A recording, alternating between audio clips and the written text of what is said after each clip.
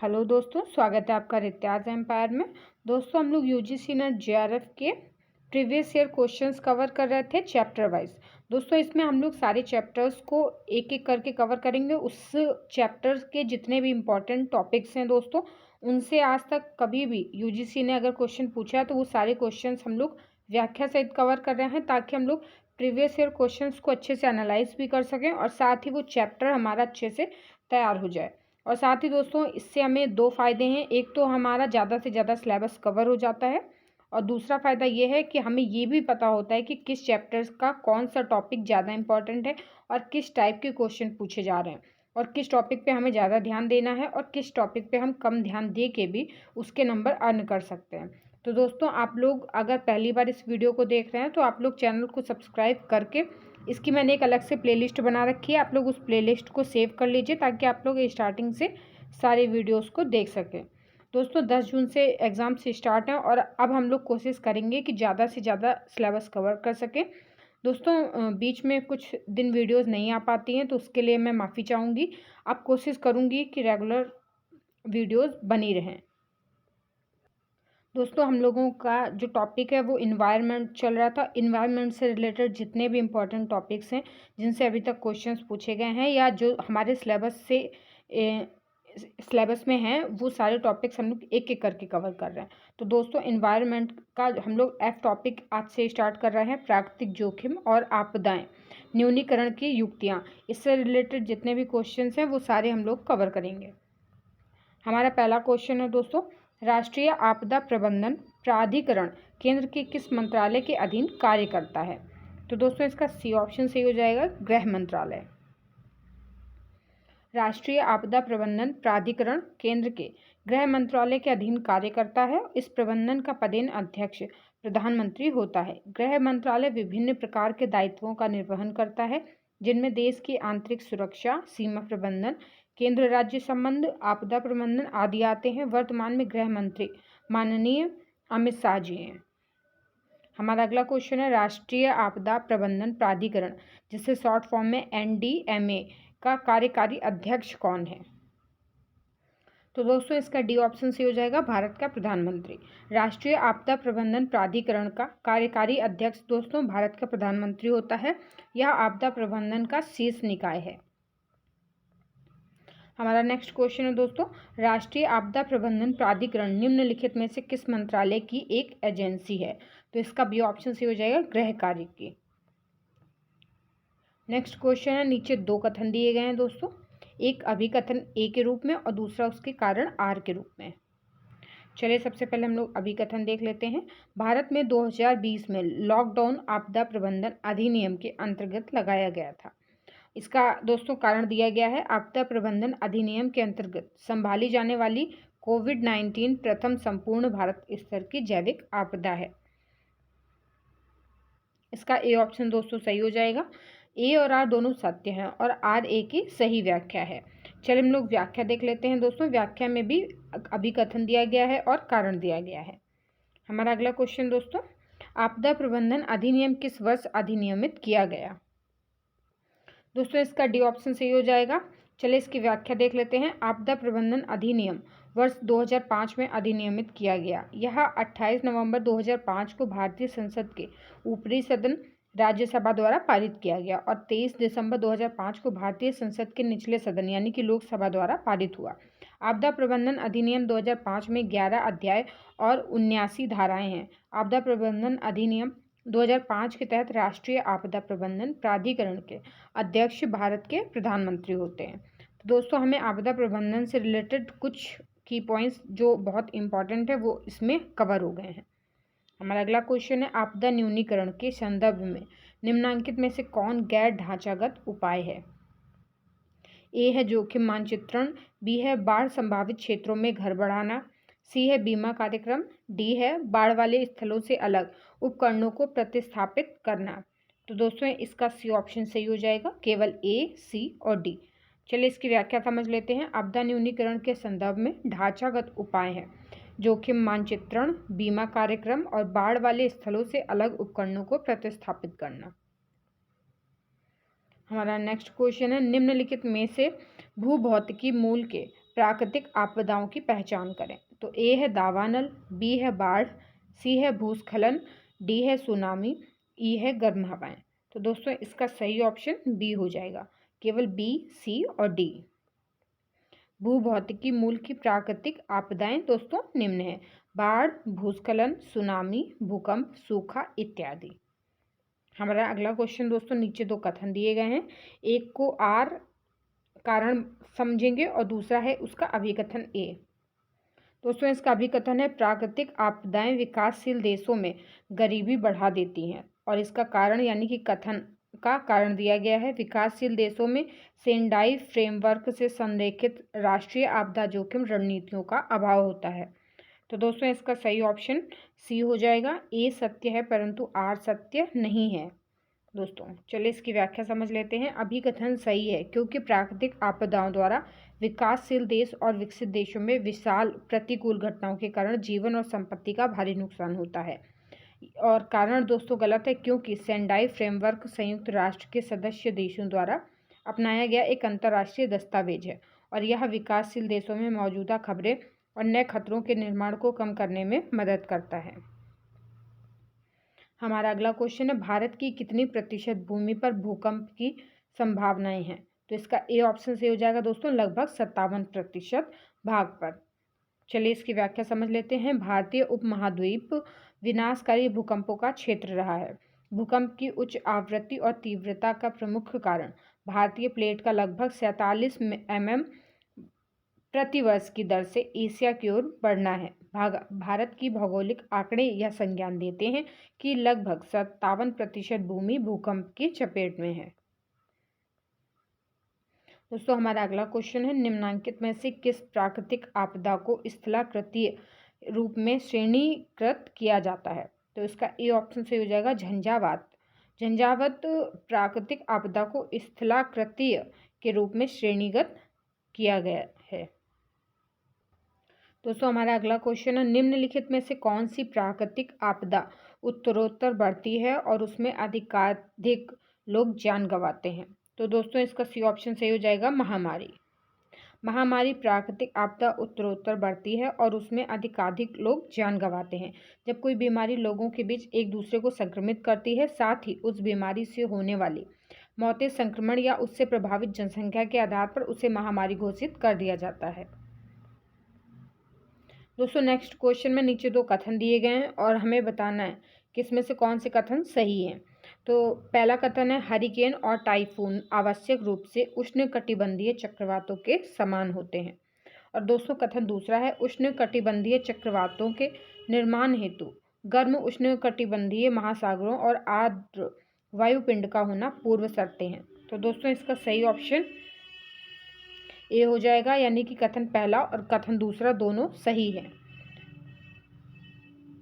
Hurricane और typhoon आवश्यक रूप से उष्णकटिबंधीय चक्रवातों के समान होते हैं, केवल उद्गम क्षेत्र अलग होते हैं। और उष्णकटिबंधीय चक्रवातों के निर्माण हेतु गर्म उष्णकटिबंधीय महासागरों और आर्द्र वायुपिंड का होना पूर्व शर्तें हैं। हमारा अगला क्वेश्चन है, बाढ़ के प्रभावों से निपटने के लिए अल्पीकरण के उपाय कौन से हैं? दोस्तों इसमें बाढ़ के प्रभावों से निपटने के अल्पीकरण के उपाय पूछे गए हैं। ए दिया गया है, विद्युतीय सेवा पैनल का उन्नयन या संरक्षण करना। बी है, बाढ़ के उफानों से बेहतर ढंग से निपटने के लिए पुलियाओं की चौड़ा करना। सी है, अवरोधों और रेत के थैलों द्वारा संत्राण सुविधाओं का संरक्षण करना। डी है, बाढ़ क्षेत्रों से वृक्षों और मलबे को हटाना। और ई है, उपकरणों को बाढ़ क्षेत्रों से स्थानांतरित करना। तो दोस्तों इसका बी ऑप्शन से हो जाएगा, यानी कि ए, बी, सी और ई। दोस्तों ये सारे हम लोग एक साथ देख सकते हैं। जैसे बाढ़ के प्रभावों से निपटने हेतु अल्पीकरण के निम्न उपाय हैं: विद्युतीय सेवा पैनल का उन्नयन या संरक्षण करना, बाढ़ के उफानों से बेहतर ढंग से निपटने के लिए पुलियाओं का चौड़ा करना, अवरोधों और रेत के थैलों द्वारा संत्राण सुविधाओं का संरक्षण करना, उपकरण को बाढ़ क्षेत्र से स्थानांतरित करना और वृक्षारोपण करना और वन विनाश पर रोक लगाना। हमारा अगला क्वेश्चन है दोस्तों, नीचे दो कथन दिए गए हैं, एक को अभिकथन और दूसरे को उसका तर्क कहा गया है। दोस्तों अभिकथन ए दिया गया है, नदियों में कार्बनिक प्रदूषण की समस्या प्रायः गर्मियों के महीनों में बदतर हो जाती है। और इसका तर्क दिया गया है अपेक्षाकृत अधिक जल तापमान की वजह से ऑक्सीजन की मात्रा में गिरावट की स्थिति तीव्रतर हो जाती है। तो दोस्तों इसका सही ऑप्शन ए हो जाएगा। दोस्तों ए और आर दोनों सही हैं और आर ए की सही व्याख्या है। हमारा अगला क्वेश्चन है भूस्खलन की उत्पत्ति का मूल क्या है। तो इसका डी ऑप्शन सही हो जाएगा दोस्तों, भूभौतिकी है। भूस्खलन बड़े पैमाने पर पिंड का ह्रास है जो गुरुत्वाकर्षण के प्रभाव के कारण उत्पन्न होता है, जिससे चट्टान मलबा पृथ्वी के द्रव्यमान से नीचे की ओर गति करता है। अतः भूस्खलन की उत्पत्ति का मूल कारण भूभौतिकीय है। हमारा अगला क्वेश्चन है बाढ़ रोकने के लिए कुर्सी या प्लिंथ दीवार बनाने जैसे उपाय को क्या कहा जाएगा। तो इसका बी ऑप्शन सी हो जाएगा दोस्तों, निवारण। बाढ़ रोकने के लिए कुर्सी या प्लिंथ दीवार बनाने जैसे उपाय को निवारण कहा जाएगा। हमारा अगला क्वेश्चन है दोस्तों, नीचे दो कथन दिए गए हैं और हमें बताना है कौन से कथन सही हैं। डाइऑक्सिन और फ्यूरॉन अत्यधिक विषाक्त पदार्थ हैं और जो मुख्यतः नगर पालिका के ठोस कचरे, खतरनाक और मेडिकल कचरे के भस्मीकरण के दौरान उत्पन्न होते हैं। दोस्तों कथन दूसरा दिया गया है डाइऑक्सिन और फ्यूरॉन प्रकाश रासायनिक धूम कोहरा के निर्माण में महत्वपूर्ण भूमिका निभाते हैं। तो दोस्तों इसका सही ऑप्शन सी हो जाएगा। कथन पहला सत्य है किंतु दूसरा कथन दोस्तों गलत है। चलिए इसकी व्याख्या समझ लेते हैं। कथन दूसरा असत्य है। डाइऑक्सिन और फ्यूरॉन प्रकाश रासायनिक धूम कोहरे के निर्माण में भूमिका नहीं निभाते हैं। डाइऑक्सिन और फ्यूरॉन का उत्पादन प्रत्यक्ष रूप से नहीं किया जाता है, ये अन्य रसायनों के उत्पादन के साथ प्रतिफल के रूप में प्राप्त होते हैं। मानव स्वास्थ्य पर इनका प्रतिकूल प्रभाव पड़ता है। हमारा अगला क्वेश्चन है दोस्तों, नीचे दो कथन दिए गए हैं, एक को अभिकथन और दूसरे को उसका तर्क कहा जाता है। तो दोस्तों अभिकथन दिया गया है प्राकृतिक आपदाओं से प्रभावित होने की बढ़ती संभावनाओं के बावजूद अनेक समुदाय न्यूनीकरण कार्यक्रमों और उपायों को अपनाने से बचते हैं। तो इसका तर्क दिया गया है समुदाय न्यूनीकरण को प्रायः अपनी सांस्कृतिक प्रथाओं के परस्पर विरोधी मानते हैं। तो इसका दोस्तों सही ऑप्शन सी हो जाएगा, यानी कि ए सही है परंतु आर गलत है, आर सही नहीं है। अनेक समुदाय न्यूनीकरण कार्यक्रमों और उपायों को अपनाने से बचते हैं। न्यूनीकरण को समुदाय के आर्थिक विकास लक्ष्यों के परस्पर विरोधी एवं बाधक मानते हैं। हमारा अगला क्वेश्चन है राज्य सूची में शामिल विषयों पर संसद विधेयक पारित कर सकती है। तो इसका डी ऑप्शन से हो जाएगा दोस्तों, दो अथवा दो से अधिक राज्यों के अनुरोध पर। चलिए इसकी व्याख्या समझ लेते हैं। अनुच्छेद 252 में दो या दो से अधिक राज्यों के लिए उनकी सहमति से विधि बनाने की संसद की शक्ति, ऐसी विधि का किन्हीं अन्य राज्य द्वारा अंगीकृत किया जाना शामिल है। चलिए दोस्तों आगे की व्याख्या समझ लेते हैं। यदि किन्हीं दो या अधिक राज्यों के विधानमंडलों को यह वांछनीय प्रतीत होता है कि उन विषयों में से जिनके संबंध में संसद को अनुच्छेद 249 और अनुच्छेद 250 में यथा उपबंधित के सिवाय राज्यों के लिए विधि बनाने की शक्ति नहीं है, किसी विषय का विनियमन ऐसे राज्यों में संसद विधि द्वारा करें और यदि उन राज्यों के विधानमंडलों के सभी सदन उस आशय के संकल्प पारित करते हैं तो उस विषय का तदनुसार विनियमन करने के लिए कोई अधिनियम पारित करना संसद के लिए विधिपूर्ण होगा और इस प्रकार पारित अधिनियम ऐसे राज्यों को लागू होगा, ऐसे अन्य राज्यों को लागू होगा जो तत्पश्चात अपने विधानमंडल के द्वारा या जहां दो सदन हैं वहां दोनों सदनों में से प्रत्येक सदन इस निमित्त पारित संकल्प द्वारा उसको अंगीकार कर लेता है। संसद द्वारा इस प्रकार पारित किसी अधिनियम का संशोधन या निरसन इस रीति से पारित या अंगीकृत संसद के अधिनियम द्वारा किया जा सकेगा, किंतु उस राज्य के संबंध में संशोधन या निरसन जिसको वह लागू होता है उस राज्य के विधानमंडल के अधिनियम द्वारा नहीं किया जाएगा। हमारा अगला क्वेश्चन है दोस्तों, सामान्यतः 5 साल की समाप्ति के पहले लोकसभा को निम्नलिखित में से किसके द्वारा विघटित किया जा सकता है। तो दोस्तों इसका सी ऑप्शन सही हो जाएगा, प्रधानमंत्री के संस्तुति से राष्ट्रपति के द्वारा। सामान्यतः 5 साल की समाप्ति के पहले लोकसभा को प्रधानमंत्री के संस्तुति से राष्ट्रपति द्वारा विघटित किया जा सकता है। और दोस्तों ये यूजीसी नेट जेआरएफ में दिसंबर 2005 का पूछा हुआ क्वेश्चन है। हमारा अगला क्वेश्चन, निम्नांकित में से कौन सा मौलिक अधिकार नहीं है। तो दोस्तों समानता का अधिकार ये भी हमारा मौलिक अधिकार है, शोषण से रक्षा का अधिकार ये हमारा मौलिक अधिकार है, विचारों की अभिव्यक्ति का अधिकार ये भी हमारा मौलिक अधिकार है और 14 वर्ष तक के बच्चों के लिए निःशुल्क अनिवार्य शिक्षा का अधिकार, और ये भी अब हमारा 21 का के तहत हमारा मौलिक अधिकार है। चलिए इसकी व्याख्या समझ लेते हैं। वर्ष 2002 के पूर्व 14 वर्ष के बच्चों के लिए निःशुल्क एवं अनिवार्य शिक्षा का अधिकार मौलिक अधिकार नहीं था, लेकिन वर्ष 2002 में 86वां संविधान संशोधन किया गया, जिसमें इसको मौलिक अधिकार बना दिया गया। इस संशोधन का संबंध अनुच्छेद 21 के पश्चात जोड़े गए अनुच्छेद 21A से है। अनुच्छेद 21A शिक्षा के अधिकार से संबंधित है। राज्य को 6 से 14 साल तक के सभी बच्चों को निःशुल्क तथा अनिवार्य शिक्षा उपलब्ध करानी होगी या संबंधित राज्य द्वारा निर्धारित कानून के तहत होगी। संविधान के अनुच्छेद 45 में भी ऐसा ही प्रावधान किया गया है। संविधान के अनुच्छेद 51A में संशोधन करके जे के बाद नया अनुच्छेद के जोड़ा गया, जिसमें से 6 से 14 साल तक के आयु के बच्चे, माता पिता या अभिभावक अथवा संरक्षक को अपने बच्चे को शिक्षा दिलाने के लिए अवसर उपलब्ध कराने का प्रावधान है। और संसद 86वां संविधान संशोधन को प्रभावी करने के लिए निःशुल्क और अनिवार्य शिक्षा का अधिकार अधिनियम 2009 के द्वारा लाया गया। हमारा अगला क्वेश्चन है, नीचे दिए गए आपदा न्यूनीकरण उपायों में से उस उपाय को अभिज्ञात करें जिन्हें असंरचित के रूप में वर्गीकृत किया जा सकता है।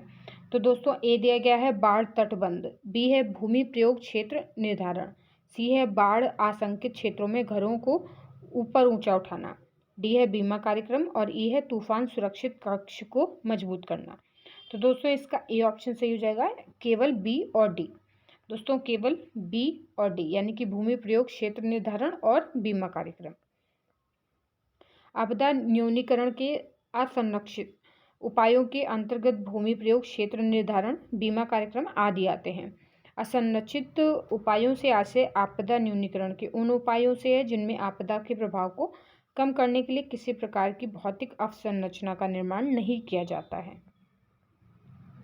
हमारा अगला क्वेश्चन है, निम्नलिखित में से कौन सा प्राकृतिक संकट है जो अपेक्षाकृत मंद आरंभिकता रखता है। तो इसका भी ऑप्शन सही हो जाएगा, सूखा। सूखा एक ऐसी प्राकृतिक संकट है जो अपेक्षाकृत मंद आरंभिकता रखता है। सूखा संकट एकाएक घटित नहीं होता है, बल्कि इसके आने का पूर्वानुमान हमें हो जाता है। सूखे या ऐसी कोई आपदा को नियंत्रित करना तो संभव नहीं है, लेकिन इसका पूर्वानुमान होने पर इससे जूझने की तैयारी जरूर की जा सकती है। सूखे के दौरान संयम और प्रबंधन शिक्षा और जागरूकता के माध्यम से ही संभव है। सूखा तात्कालिक समस्या नहीं है, समय के साथ इसकी विकरालता भी बढ़ती जाती है। इसके दुष्प्रभाव दूरगामी होते हैं और इन हालातों में आपसी तालमेल, सुनियोजित व्यवस्था और प्रबंधन से तकलीफों को कम किया जा सकता है। हमारा अगला क्वेश्चन है, प्राकृतिक विपदाओं के निम्नलिखित प्रकारों में से किसका निश्चित प्रारंभ और अंत नहीं होता है। तो दोस्तों इसका ए ऑप्शन सही हो जाएगा, सूखा। दोस्तों सूखा एक ऐसी प्राकृतिक विपदा है जिसका ना ही निश्चित प्रारंभ होता है ना ही अंत होता है। प्राकृतिक विपदाओं में सूखा एक ऐसी विपदा है जिसका ना तो निश्चित प्रारंभ है और ना ही निश्चित अंत। जब किसी क्षेत्र में लंबे समय तक वर्षा कम होती है या नहीं होती है तो इसे सूखा या अकाल कहते हैं। इससे स्थानीय अर्थव्यवस्था डगमगा जाती है।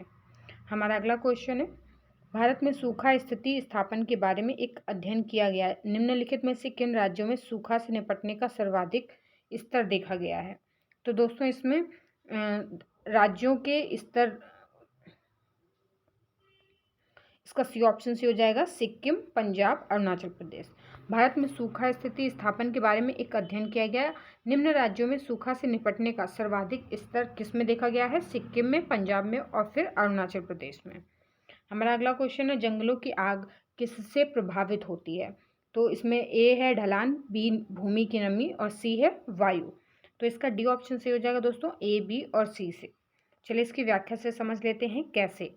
जंगलों में लगने वाली आग ढलान, भूमि की नमी और हवा से प्रभावित होती है। आग लगने के लिए 3 चीज़ों की ज़रूरत होती है, ईंधन, ऑक्सीजन और गर्मी। एक बार जंगल में लगी आग हवा, ढलान और ईंधन की वजह से बहुत तेज़ी से फैलती है।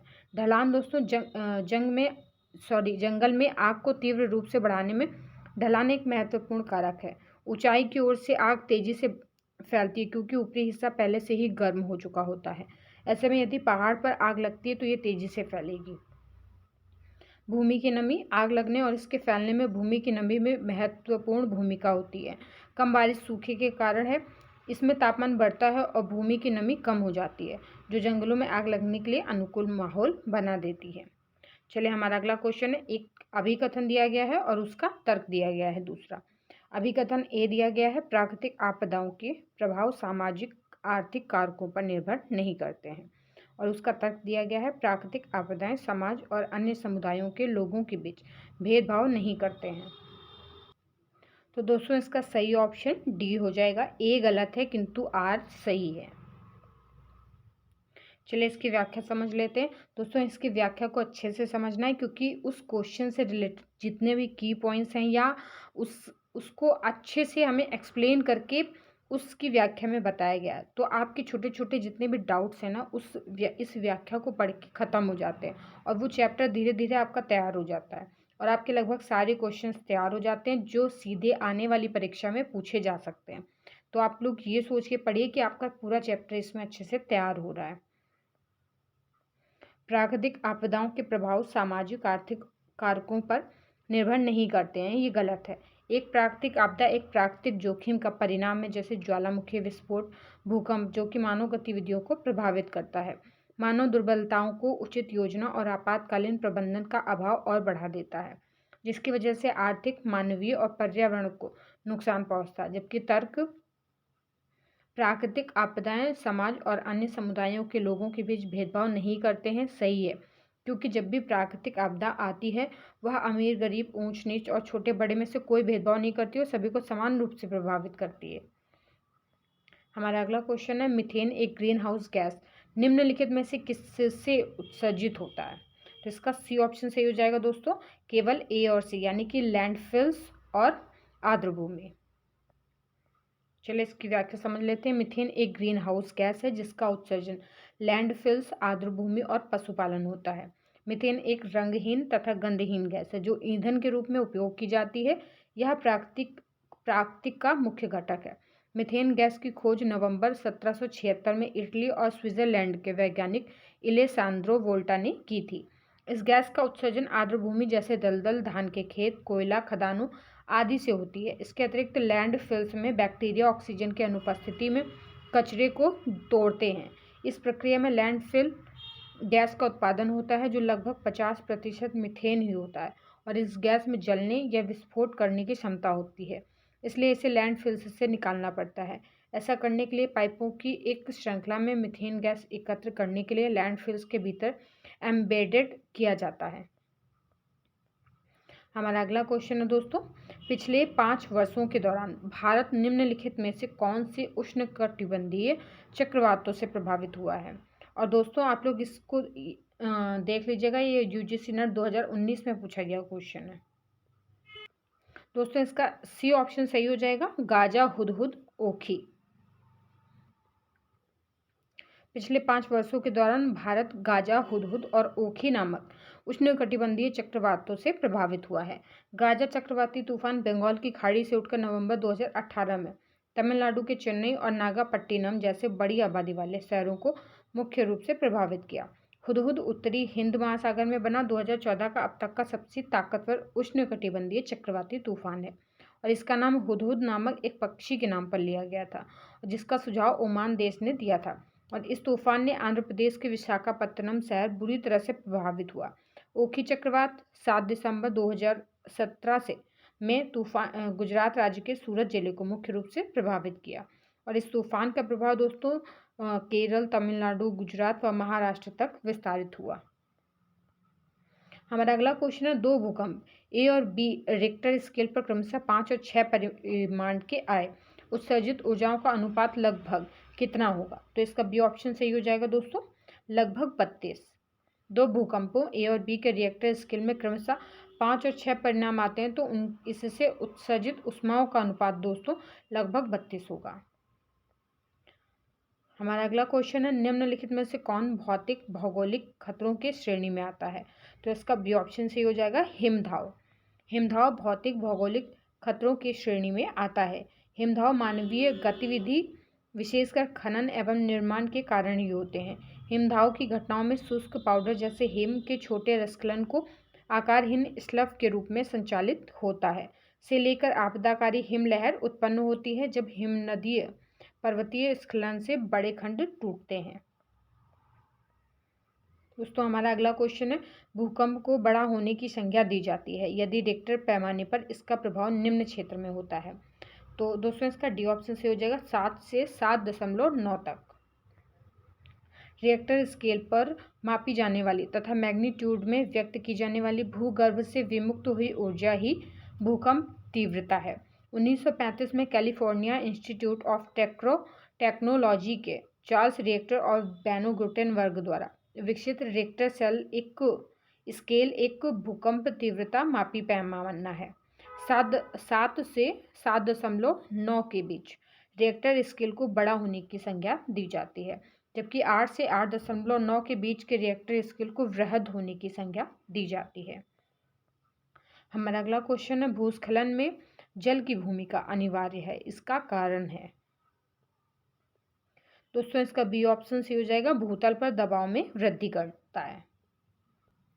चलिए इसकी व्याख्या समझ लेते हैं। भूस्खलन में जल की भूमिका अनिवार्य है, इस कारण भूतल पर दबाव में वृद्धि करता है। भूस्खलन एक भूवैज्ञानिक घटना है। धरातली हलचलों जैसे कि पत्थर खिसकना या गिरना, पथरीली मिट्टी का बहाव इत्यादि इसके अंतर्गत आते हैं। भूस्खलन कई प्रकार के हो सकते हैं। इसमें चट्टान के छोटे छोटे पत्थरों के गिरने से लेकर बहुत अधिक मात्रा में चट्टान के टुकड़े और मिट्टी का बहाव शामिल हो सकता है तथा इसका विस्तार कई किलोमीटर की दूरी तक हो सकता है।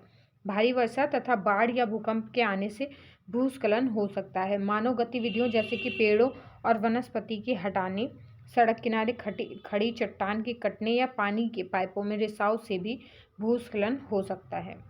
हमारा अगला क्वेश्चन है दोस्तों, ज्वालामुखी उद्गार के सर्वाधिक महत्वपूर्ण प्रभाव की अनुभूति हुई है। तो इसका बी ऑप्शन से हो जाएगा, द्वीपों के धंसने से। चलिए इसकी व्याख्या समझ लेते हैं।